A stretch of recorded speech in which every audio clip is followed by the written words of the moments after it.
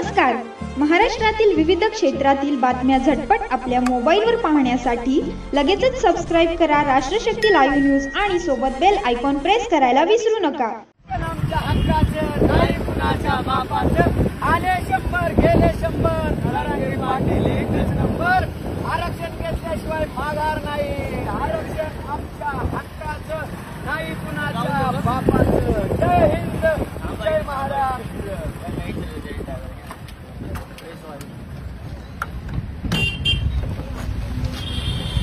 राम राम राम राम. जय शिवराय. जय शिवराय. आता कुठं निघाले? आता मुंबई आझाद मैदान आले कुठून तुम्ही? आलो मी कारेगाव वरून. कारेगाव. हा कारेगाव. मी दीपक नाना फलके, ग्रामपंचायत सदस्य कारेगाव.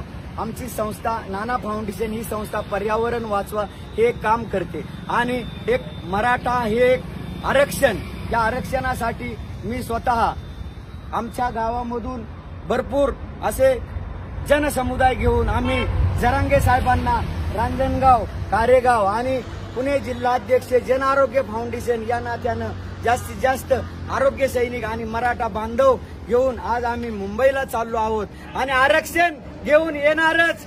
तसे आम्ही माघारी येणार नाही. म्हणून या सरकारला जाग आली पाहिजे असं रांजणगाव देवस्थान ट्रस्टच्या वतीनं आज तिथे आरती करण्यात आली आणि गणपतीला आज जरांगे साहेबांनी साकडं घातलेलं आहे. म्हणून या त्रिमूर्ती सरकारला जाग यावी आणि आरक्षण आम्हाला मिळाल्याशिवाय आमची माघार नाही.